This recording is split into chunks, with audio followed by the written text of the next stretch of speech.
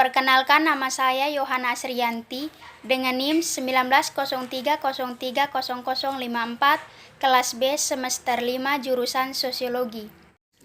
Pada pembahasan kali ini, saya akan membahas berkaitan dengan internasionalisme sosialis. Internasionalisme sosialis pastilah menjadi keyakinan yang besar jika ia bertahan begitu lama, terlepas dari kesalahan para praktisnya. Di antara kegagalan yang terkenal adalah impotensinya dalam mencegah Perang Dunia Pertama. Han yang melumpuhkan, menggagalkan tindakan apapun terhadap fasisme dengan mengutamakan kepentingan nasional atas keprihatinan internasional memimpin. Ignazio dan Andres Birk berpendapat bahwa tidak ada nasionalisasi yang sesukses nasionalisasi sosialisme. Ketika berbicara tentang sosialis internasional, komunis sosialis internasional kecewa, dan sosial demokrat mencari kehormatan nasional, bersikeras pada jurang antara internasionalis aspirasi dan realita nasional. Sansos berpendapat bahwa sosialis internasional berbuat sedikit, selain perumusan resolusi kompromi yang tidak pernah memiliki kepentingan sedikit pun. Partai Buruh mengambil alih kepemimpinan gerakan sosialis Eropa dan membangun kembali sosialis internasional dari awal. Pada pasca Perang Pertama Konferensi di Glasgow pada tahun 1946 hingga kelahiran kembali resminya pada tahun 1951 di Front Congress. Ini menyelidiki bagaimana era transformasi radikal untuk Eropa dan dunia membentuk bentuk yang diasumsikan oleh partai-partai sosial demokrat dekade.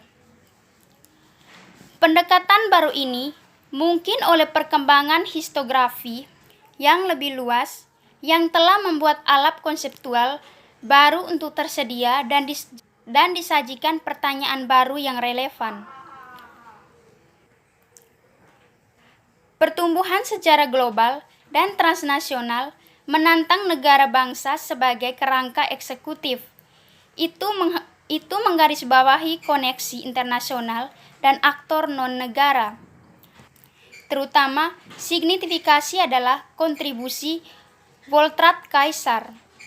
Mengoreksi gagasan Melwart tentang integrasi Eropa sebagai produk tawar-menawar antara pemerintahan nasional, mereka menyoroti peran tata kelola yang didefinisikan sebagai bentuk keputusan yang tidak hierarkis dan terdesentralisasi.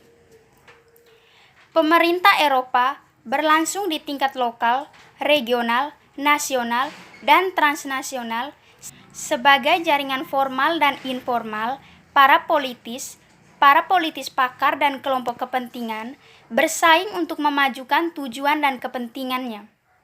Politik transnasional jaringan memainkan peran penting. Menurut definisi Kaisar, mereka menghubungkan aktor politik melintas batas negara dan mengkoordinasikan kegiatan mereka. Integrasi aktor nasional ke dalam jaringan transnasional mempengaruhi kebijakan nasional, bukan dengan memaksa keputusan yang mengikat, tetapi dengan mengkomunikasikan kepentingan dan keprihatinan, bertukar informasi, mensosialisasikan para elit.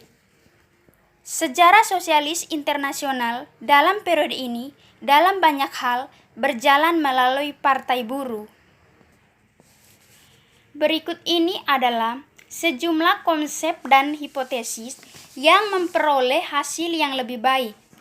Pemahaman internasionalisme sosialis dalam praktek, sementara model Kaisar berguna mempertanyakan apakah interaksi sosialis internasional harus diperlakukan seperti jaringan transnasional. Raders dan Marx membedakan antara jaringan masalah yang longgar dan sementara aliansi aktor yang berjuang untuk tujuan terbatas dan komunitas kebijakan yang anggotanya berbagi nilai dan pandangan. Sementara sosialis internasional lebih dekat dengan komunitas kebijakan, akan lebih baik dikatakan bahwa anggotanya memiliki komitmen ideologis untuk menemukan kesatuan ideologis bahkan ketika pandangan mereka berbeda. Kohesi komunitas disediakan oleh rasa persaudaraan, artinya masing-masing pihak mengakui satu sama lain sebagai anggota yang sama dari keluarga yang sama atau cabang dari gereja yang sama. Lebih tepatnya dari kontak internasional yang dibicarakan tentang persaudaraan internasional hubungan. Masalah lainnya adalah bagaimana menentukan batasan-batasan antara negara dan bidang sosialisme internasional. Sejarawan era Perang Dingin, periode nasionalis sosialisme, dengan sosialisnya peduli tentang pemilihan-pemilihan nasional dan kebijakan domestik.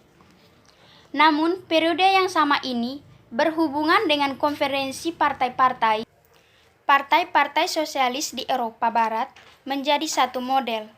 Sosialisme reformis yang berkomitmen pada demokrasi dan anti-komunisme yang akan mencapai tujuannya terutama melalui kekuatan negara bangsa. Mengasumsikan pengaruh timbal balik atau keterhubungan artinya tindakan pemegang kekuasaan di satu wilayah jaringan mempengaruhi penduduk di wilayah lain. Perpindahan pengaruh antara lingkup nasional dan internasional tidak pernah satu arah atau statis, melainkan mengambil bentuk gerakan melingkar. Lingkup nasional mempengaruhi dan mengubah lingkup internasional, yang pada gilirannya dapat mengubah nasional. Ini berpotensi menjadi momentum yang membangun spiral, meskipun bisa mudah terganggu. Selain nasionalisme inovasi, seperti yang dikatakan Marx, semua fakta besar sejarah dunia muncul dua kali. Perpisahan internasional kedua dalam Perang Dunia Pertama adalah sebuah tragedi, sebuah trauma yang membentuk kembali pandangan dua sosial. Sebaliknya, kematian buruh dan sosialis internasional adalah lelucon. Organisasi lama dikumpulkan oleh perbedaan pendapat, bahkan tidak bisa melawan Hitler karena perpecahan antara penolong, netralis, dan pendukung kontroversi. Mereka sendiri terbagi atas kemungkinan kerjasama dengan komunis. Rapon berpendapat bahwa itu adalah segala kematian internasionalisme sosial dan komunis.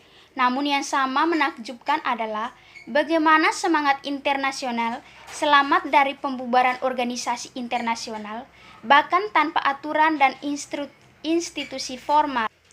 Sosialisme internasional bertahan sebagai jaringan kontak, seperangkat praktik, identitas, pandangan, dan nilai-nilai. Di era transisi ini, ketidakadaan aturan birokrasi membiarkan ditinggalnya praktik lama yang gagal memecahkan masalah lama dan bereksperimen dengan praktik inovasi untuk menangani baik yang lama maupun masalah yang baru. Selanjutnya, krisis baru dan sosialis internasional. Pada tahun 1930-an, Persatuan Gerakan Sosialis Eropa gagal karena ia gagal mencapai posisi bersama dalam komunisme, fasisme, dan persenjataan kembali. Fasisme dan persenjataan. Dua blok muncul, sama-sama berkomitmen untuk perdamaian, tetapi dengan perbedaan interpretasi.